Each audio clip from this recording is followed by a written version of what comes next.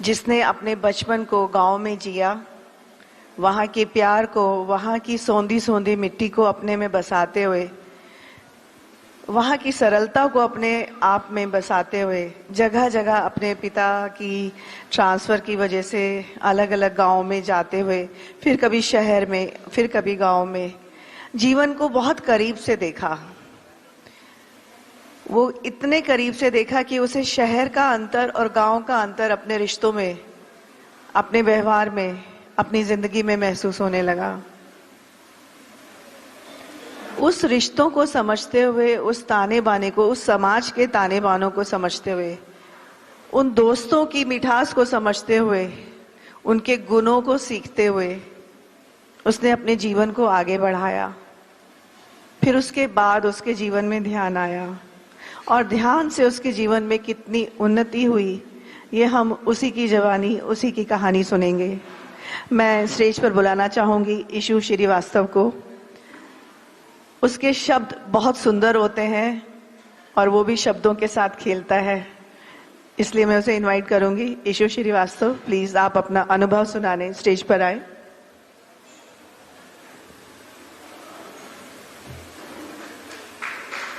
जोरदार तालियां यार, बोलना नहीं पड़ना चाहिए।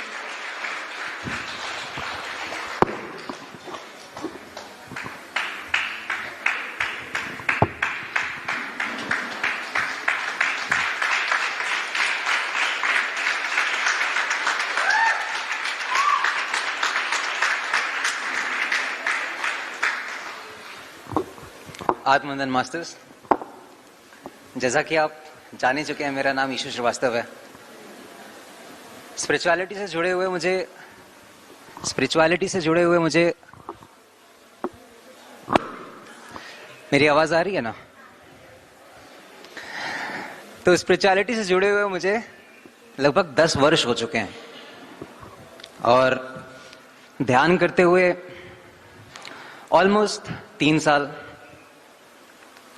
और मुझे ऐसा लगता है कि इससे मेरा जीवन तो बदला ही है। मगर मैं ये आपसे पूछना चाहता हूं कि अभी जो मैं आपको कहानी बताने वाला हूं, कि क्या ये बदलाव है? तो मास्टर्स, पहले जब भी मैं किसी से दोस्ती, कोई नया फ्रेंड, कोई नया कनेक्शन किसी से मिला, तो मुझे ये लगता था कि किसी भी रिश्ते को चलाने के लिए लॉयल्टी और अंडरस्टैंडिंग की जरूरत होती है, और इसी सोच को लेके मैं हमेशा आगे बढ़ता था। ये बात कुछ समय पहले की है, और ऐसा करते हुए मैं अनजाने में अपनी ये सोच सामने वाले के ऊपर रख दिया करता था, और मैं कभी ये नहीं सोचा करता था कि मेरा ऐसा करने से उनके ऊपर क्या प्रभाव पड़ रहा है। इसका मतलब जानते हैं आप?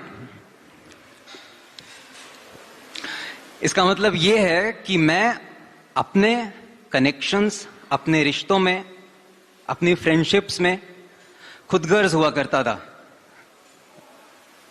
आप में से कितने लोग ये एक्सेप्ट करेंगे आपके पास कोई कहानी है आपकी खुदगर्जी की? आप लोग बहुत ध्यान से सुनिए मास्टर्स। इस समस्या को मैंने तब आइडेंटिफाई किया जब धीरे धीरे कुछ ऐसे मेरी जिंदगी के बहुत ही हिम्मती लोग, इन्होंने फैसला किया कि अब मुझसे बात नहीं करेंगे। और उससे मुझे रियलाइज हुआ कि मैं क्या कर रहा हूं। मेरा ऐसा करने से अगर मेरे अपनों को ही हर्ट हो रहा है, तो मतलब मेरा वो करना गलत है। तो फिर इस समस्या को लेके मैं अपने ध्यान में बैठा और अपने हायर सेल्फ और अपने स्पिरिचुअल गाइड्स के सामने अपनी ये प्रॉब्लम रखी, और मैं ध्यान करता रहा। और फिर एक दिन मुझे ये इंट्यूशन आया। इंट्यूशन मुझे आते रहते हैं इस तरह से नॉर्मल लाइफ में, जब मैं ध्यान नहीं भी करता हूं। तो मुझे ये इंट्यूशन आया कि मुझे कुछ शेयर करना है। अब आप लोग को लगेगा कि ये इंट्यूशन नहीं है, मगर क्योंकि मेरा पूरा टाइम बिजी रहता है, कुछ करने में जाता है, तो इस तरह की जब कोई भी विचार आता है तो मैं उसको इंट्यूशन ही मान के चलता हूं। तो मुझे लगा कि मुझे कुछ शेयर करने की जरूरत है। फिर मैं ध्यान करता रहा। फिर एक दिन मैंने एक मिठाई खाई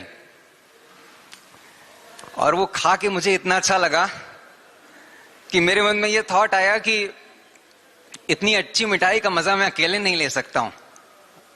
और वो ऐसा मोमेंट था कि जब मैंने खुद रियलाइज किया कि ये तो विचार बहुत मैजिकल है, इस तरह के तो कभी मैंने सोचा ही नहीं। तो फिर मैंने उस मिठाई को सबसे पहले ले जाके अपनी मम्मी को खिलाया,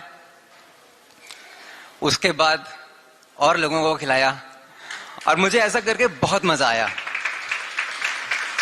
फिर उसके बाद ध्यान चलता रहा, मैं इस चीज को भूल गया। फिर एक दिन और मुझे ध्यान में याद आया कि अच्छा मैंने वैसा किया था और मुझे ऐसा और करने की जरूरत है, क्योंकि मुझे बहुत अच्छा लगा था। कभी कभी होता है कि हम बहुत अच्छा फील करते हैं और फिर उसके बाद भूल जाते हैं, फिर बाद में याद आता है कि यार अच्छा नहीं फील हो रहा, तो क्या करना चाहिए जिससे अच्छा फील हो। तो मैंने फिर वो ध्यान में अपने डाला कि हाँ, मुझे अपने जिन लोगों को मैं अपना मानता हूं उनको और खुशी देने का मन है, और इससे मुझे बहुत अच्छा लगता है। तो मैंने यही संकल्प उसमें डाला और फिर धीरे धीरे मेरी लाइफ चेंज हुई, मेरे फ्रेंड्स चेंज हुए। मेरे पापा जिनसे मेरी उतनी खुल के बात नहीं हुआ करती थी, फिर मैंने उनसे भी बात करना शुरू किया। ऐसे बहुत जैसे नॉर्मल स्ट्रेंजर्स से मैं उतना बात नहीं कर पाता था, उनसे भी मैं बात करने लगा। तो ये बहुत बड़ा मैंने अपने अंदर ये बदलाव देखा। तो अब मुझे आप बताइए कि क्या ये बदलाव है? तो मुझे ऐसा लगता है कि मेरी बात का एसेंस यही है कि ध्यान करने से आज बदलाव नहीं होगा, शायद कल भी ना हो, 2 दिन बाद भी ना हो, 3 दिन बाद भी ना हो, लेकिन जिस तरह से मैं करता रहा और अब जब मैं देखता हूं कि वो मेरी कंसिस्टेंसी थी, अपने ऊपर विश्वास था, और जो मैं चाहता था वो मैं चाहता था कि वो हो, तो मतलब एक संकल्प था, और जब मैंने ऐसा किया तो वो हुआ। तो ध्यान का 40 दिन का जो संकल्प है वो करना बहुत जरूरी होता है। और ये 40 दिन का संकल्प आपको पता नहीं चलता कि ये कब सफल हो जाता है। बस एक दिन आपको लगता है कि जो मैंने सोचा था वो हो गया। तो ये थी मेरी कहानी, और मेरे पास और भी ऐसे कई सवाल हैं जो आपको सोचने पे मजबूर करेंगे कि क्या ये सच में बदलाव है। मगर मेरा समय आज यहीं खत्म होता है, और मैं आप लोगों के साथ ये ध्यान यज्ञ बहुत मजे से स्पेंड करना चाहता हूं, और मुझे आशा है कि आप भी ऐसा चाहते होंगे। चाहते हैं ना? ठीक है मास्टर्स, आत्मवंदन।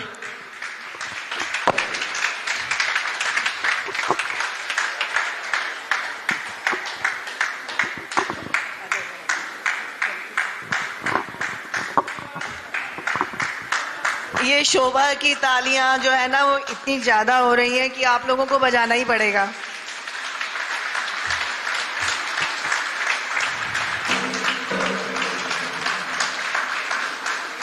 आपने जो आज इस पर्सनालिटी के अंदर जो अनुभव सुना है, उस अनुभव को पल पल जीना और उस जीते हुए अनुभव को व्यवहार में उतारना, 2 अलग अलग बातें होती हैं। आप लोगों में से किस इस बात से सहमत है?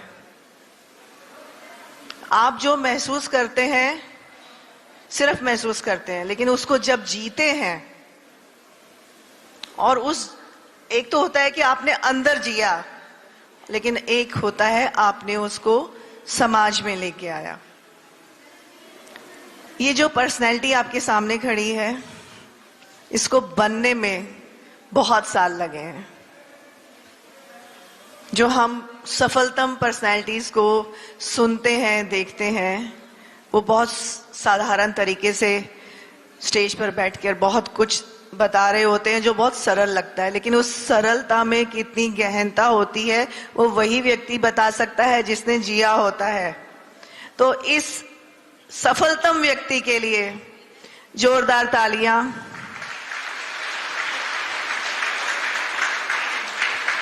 और शुभकामनाएं कि ये सफलतम व्यक्ति एक बार यहाँ पर फिर से बिल गेट्स की तरह टांग पे टांग रखकर बैठता हुआ बहुत स्टाइल से सिर टेढ़ा करके बहुत सुंदर बातें हमें बताएगा। आपका बहुत बहुत धन्यवाद और बहुत बहुत धन्यवाद इशू अपने अनुभवों को बताने के लिए। मैम ने मेरे लिए बहुत सुंदर शब्दों का प्रयोग किया, इसके लिए मैं इनको अपने मन से धन्यवाद देता हूँ। मास्टर्स तालियां सुनाई नहीं दे रही हैं?